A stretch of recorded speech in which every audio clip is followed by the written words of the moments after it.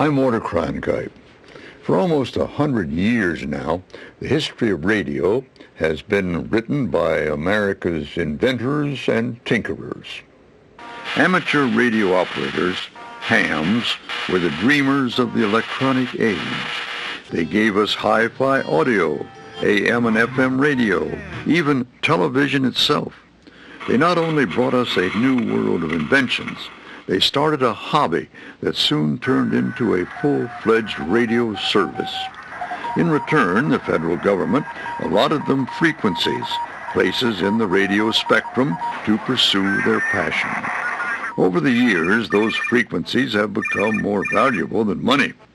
No longer, it seems, will the future of electronics and communications be written by the dreamers, though. No. More likely, amateur radio's future will be dictated by bureaucrats in Washington, D.C., prompted by big money interests.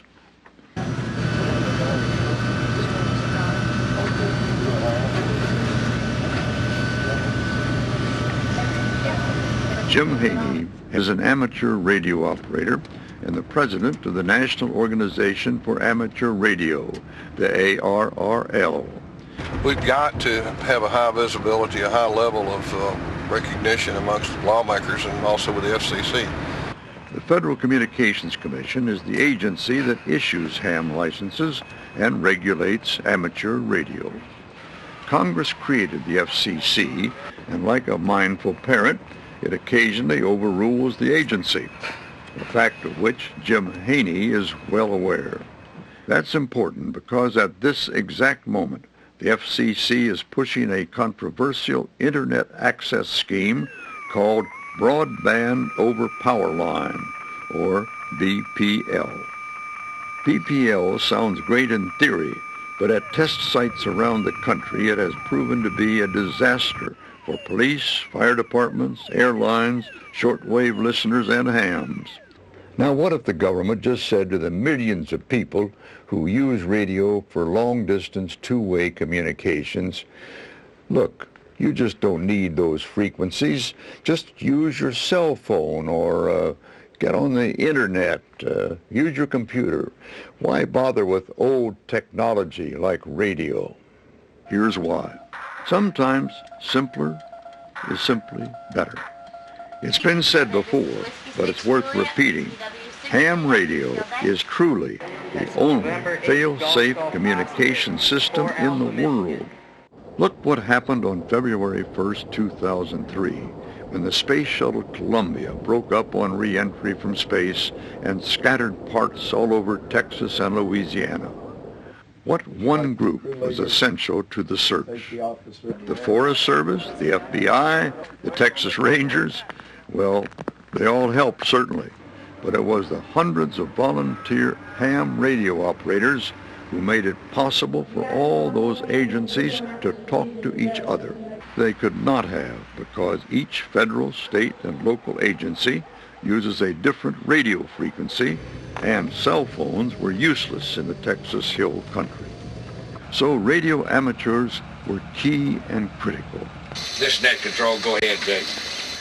Net control, be advised those 6 NASA engineers have not made it to the rally point.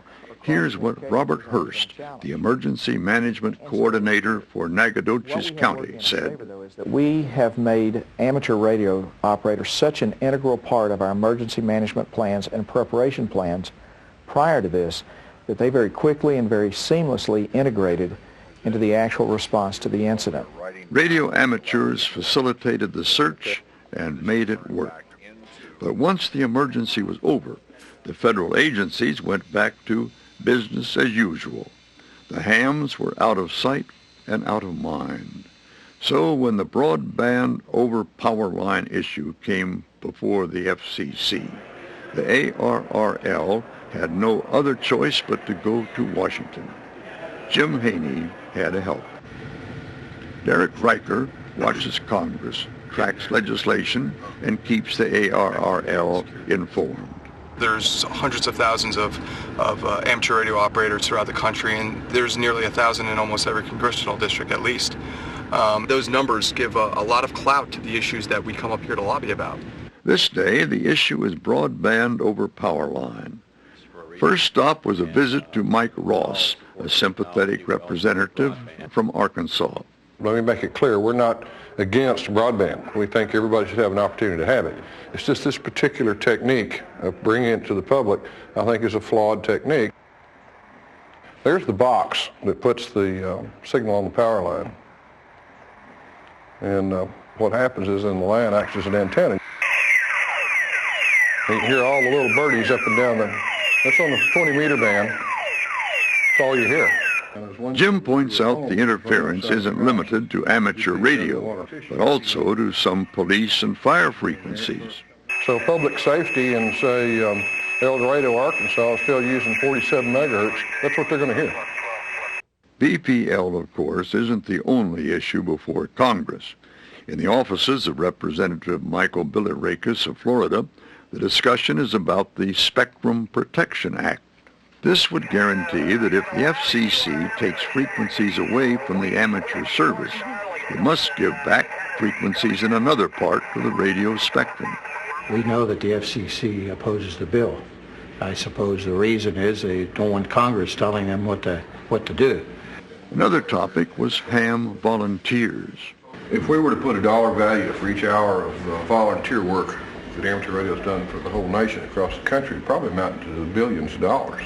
Any history that you have in that regard to supplement and to complement somewhat 9/11, those days and whatnot, can only be very helpful. Congressman Greg Walden of Oregon is another ham. He's in a hurry on his way to a floor vote. I had an interesting meeting with some power folks on that broadband. I'm curious about what happened on that. And, they're telling me they've got some technical capabilities to shield it all. Right. And I've been working with the radio guys. I'm not from Missouri, but show me. Meeting over, Walden had to run back to the House chamber and take part in a roll call vote. There are 24,872 registered lobbyists on Capitol Hill vying for Congress's attention. So when Jim Haney and the ARRL go to Washington, that's what they're up against. But according to Senator Michael Crapo of Idaho, there is a shortcut to get the attention of your congressman or senator, and it is within every voter's reach. There are literally hundreds of issues, and every senator and every member of Congress focuses on those issues which their constituency tells them are of importance to them. And that's why my job in getting attention on amateur radio issues is significantly aided when the amateur radio operators around the country will simply get engaged and contact their members of Congress. So there's the message. Ordinary citizens must get involved. We really, can orchestrate change. The ARRL has been down this road before and has succeeded on behalf of all amateurs. What about BPL? Well, in the end, politics won. The FCC ignored the scientific evidence and authorized broadband over power line anyway. But it is a tribute to the ARRL that it has succeeded in obtaining safeguards. It ensured that amateur radio operators and other spectrum users are protected from harmful interference. And it persuaded commission members to require the quick resolution of interference cases. Good to meet you. You may not always agree with the ARRL, but the League does deserve credit for always representing the interests of amateur radio. The ARRL needs our support now to preserve amateur radio for the future. I'm Walter Cronkite, amateur radio operator, KB2GSD, and that's the way it is.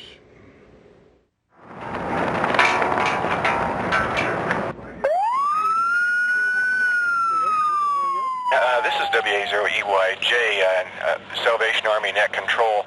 West Creek Fire, K0HBZ. And appears to have jumped the fire line and the backburn that they did yesterday. Smoke is becoming rather intense, and the ash that's falling out has gotten more intense also. Over. The fire is just right over this ridge here behind me, It's starting to get close. WB0TUB. Well, the sheriff came through a few minutes ago and advised to stand by to evacuate at a moment's notice. Roger, copy. And telephone status unchanged? Roger, no telephone. If I had not been a ham radio operator, I don't think I could have been anywhere near as effective as I have been. It has just been a blessing. Amen.